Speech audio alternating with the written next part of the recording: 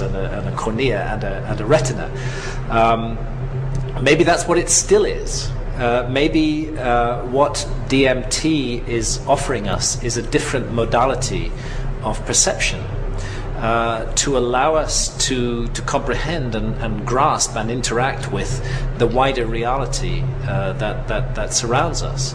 And maybe this is why it's there in nature. Dr. Strassman has a very impressive career. He's published almost 30 peer-reviewed scientific papers. He served as a researcher for several psychiatric research journals. He served as a consultant to the FDA, NIDA, VA hospitals, the Social Security Administration, and other state and local agencies. So he's very respected in his field and in other fields as well.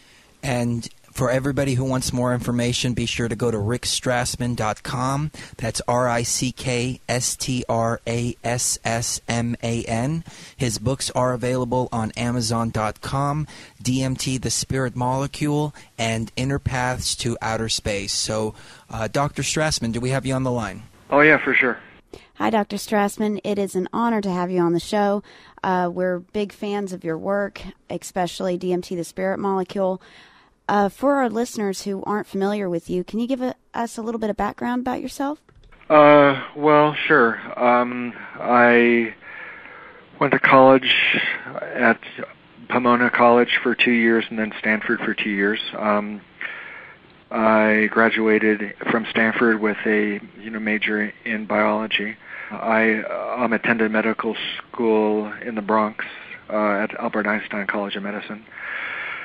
Trained in psychiatry at UC Davis, and then spent a year doing a psychopharmacology fellowship at UC San Diego for a year. And then after a brief stint back at UC Davis, I moved over to the University of New Mexico in 1984, and I was there for about 11 years. Yeah, and since then I've been doing clinical psychiatry primarily. I kind of closed up, my psychiatric practice about a year and a half ago, and I've just been, writing full time since then. I also, founded a nonprofit, foundation about, I guess, almost 3 years ago now, called the Cottonwood Research Foundation, and so we're acting as the fiscal sponsor of, for the DMT documentary that, that should be coming out next year. We've been working on a, digital library of, psychedelic research literature. And also, Cottonwood has been helping sponsor, the development of the assays which are, going on at LSU right now to start to measure, low levels of, DMT that exist in body tissues, to be able to nail down some of these questions about, the normal dynamics, ebb and flow of, DMT and related compounds in, various states. I still have got a clinical, faculty appointment at the University of New Mexico. I'm not doing that much teaching, down there nowadays. I live north of Taos, and it's about a 3-hour drive down to Albuquerque, so so I don't have all that much, day-to-day involvement with UNM, but I still do, some collaboration with the residents and, the faculty, down there as needed. Dr. Strassman, for our listeners who are unaware of what these substances are, can you describe what an entheogen is and what are its properties? Well, I prefer the term psychedelic because it, doesn't require the belief in anything divine or godly, which the term entheogen kind of does. Psychedelic is a little more generic. It just means mind manifesting. Even though that's not a perfect term, I think it's preferable to either entheogen or hallucinogen, psychotomimetic, any number of the other terms that are used out there. There's lots of cultural baggage that accompanies the term psychedelic because of the unrest of the 60s and Vietnam and all that. But I think it still includes as many of the phenomena as might be, encountered with these kinds of substances. More so than kind of restricting it to certain beliefs like in divinity or in God. So a person doesn't have to believe in divinity or God to have a spiritual experience. Yeah, or, any kind of experience, really. Spiritual or psychological or just, purely, hedonistic or, pleasurable, those kinds of things. Well, can you tell us a little bit about how you got interested in this field? I got interested in these drugs or in this, field of study in college, actually. I was always interested in brain chemistry and the biology of, subjective experience. I went to college on the West Coast in the late 60s, early 70s. There were two kind of concurrent streams of intellectual, ferment going on at the time. One of them was the field of, psychedelic studies, as well as, the uncontrolled use of these drugs on college campuses and in the community. And the other was the influx of quite a bit of information and, teachers and practices regarding Eastern religious, kinds of disciplines.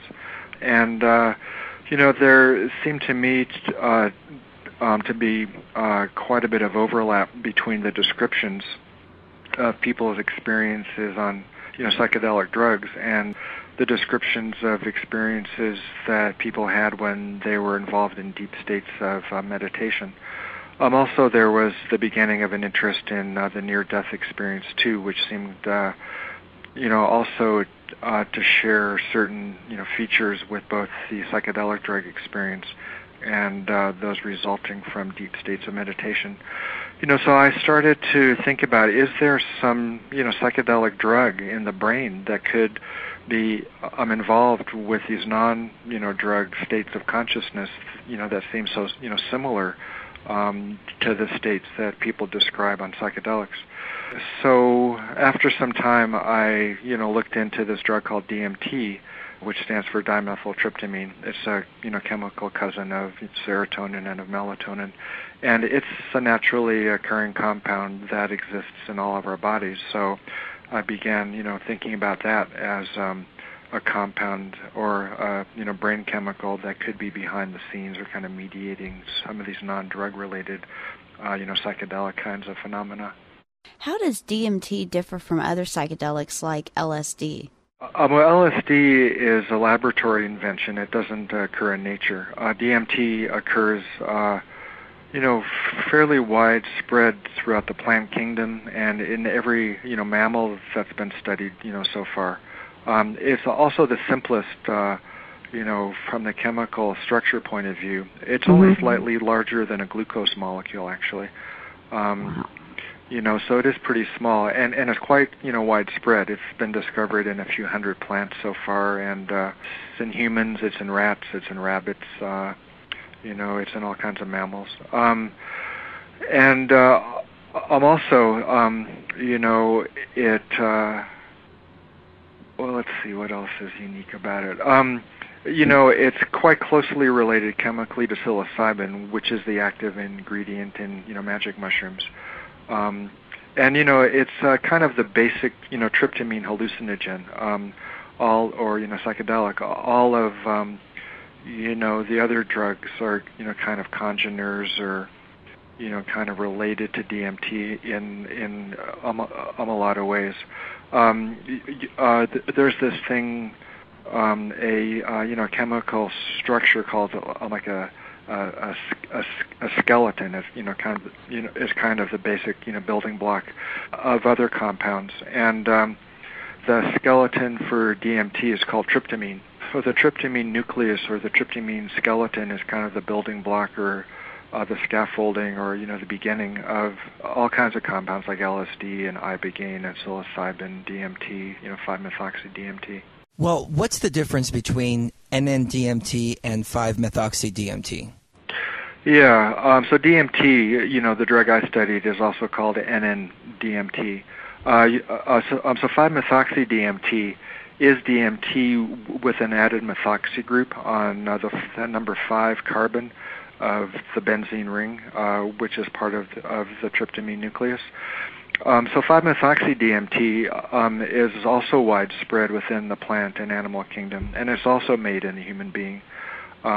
It's still legal, kind of. It isn't in Schedule 1 of the Controlled Substances Act, which DMT and all of the other classical psychedelics are.